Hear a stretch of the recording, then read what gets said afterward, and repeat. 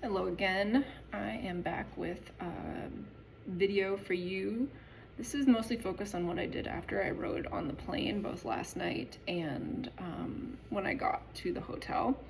It was a little dark and I was a little tired to record these, so I thought I would go ahead and do those now. Each one of these, there's 6 exercises. I want you to do either 10 total or 10 per side. If you only have a couple of minutes, focus on just getting deep into these movements, moving well, focusing on your breath, deep inhales and exhales.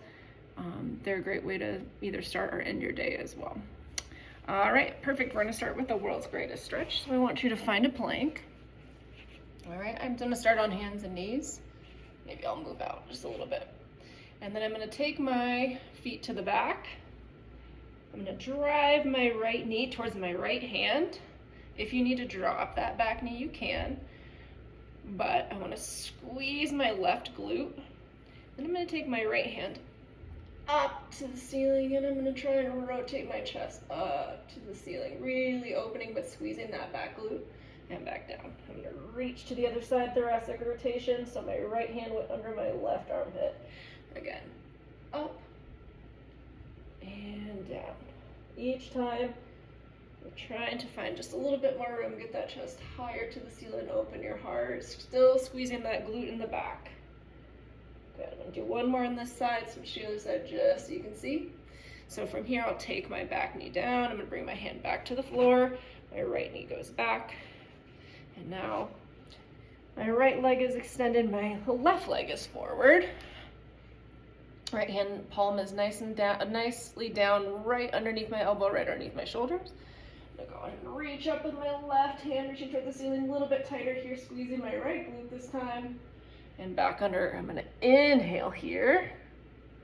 And I'm gonna exhale as I reach toward the sky, squeeze. Inhale. Exhale, reach towards the sky. We're gonna do one more here. You're gonna try and do 10 on each side. Inhale, or as many as you can with your timeline. Exhale. Good. Go ahead and bring the back knee down, that right knee.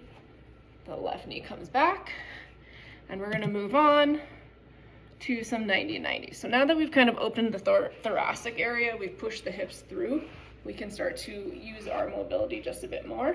So for this one, I have my feet out in front of me a little bit wider than hips width distance. My heels are down, my toes are up. I'm sitting up nice and tall on my sits bones. You have the option to keep your hands up or your hands here on your knees, or you can slightly support by tenting your hands below your hips. I'm gonna open my right knee towards you, pushing my hip down towards the floor until I feel my abductor on the inside of my hip. And then I'm gonna bring my left foot with it, keeping a nice 90-degree angle of my knees. You can choose to push through, get a little more thoracic rotation. Then I'm going to bring my left foot up, or left hip up, as far as I can. Sitting onto my hips bones, I'm back in the front, and I twist. So now you're moving freely. Your feet stay in place, your hips might shift forward and backwards. You might, again, need that support of having your hands behind you, totally fine. Move slowly. I want you to try and push through whichever hip is chasing. So in this case, I'm moving to the right, my left is chasing. Now I'm gonna move to the left, my right is chasing, and I'm pushing through that hip to get deeper into my hip flexor. A couple more here. We're gonna find all fours. Let's do one more, opposite side. Again, you're gonna try and do 10 or however many feels good. You can always focus on areas that are tighter. But very good for us getting our hips in and out. So now I want you to find quadruped. Your wrists are right under your shoulders, your hips and knees are in alignment, and we're gonna cat-cow. So from here, I'm gonna drop my belly, I'm gonna pick my head up, looking towards the sky, pushing my shoulders down away from my ears. I'm gonna start by tucking my tail under and pushing my shoulders up towards the ceiling. Really trying to open. Here I am, I'm gonna inhale. Belly comes to the ground, chest comes through, eyes up. Exhale, tuck the tail, roll it under. Really want to connect the breath on this one so that the diaphragmatic pressure is released and you're in each motion. Oh, you can take a little wiggle even here. Find a little more room. So when you sit on the plane, everything gets shorter. Your spine becomes compressed. This is really good to try and open those up. From here, we're gonna do 2 more. Here I am, inhale again. And I'm gonna exhale. I'm gonna take you into a down dog hip opener. So I'm gonna scoot over just a little bit more. What we're gonna do is we're gonna tuck our toes underneath and we're gonna push our hips to the ceiling.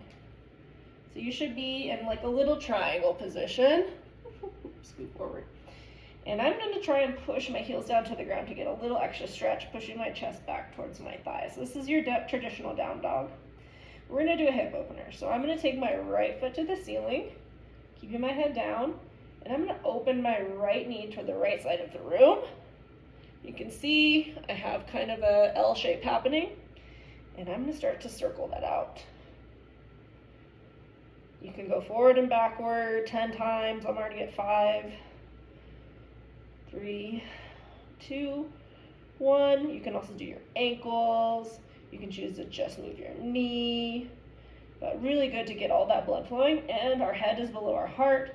So we're changing how our blood flow is happening into our body, which is really revitalizing. I've switched to the other side now. I just dropped that right foot, picked my left up.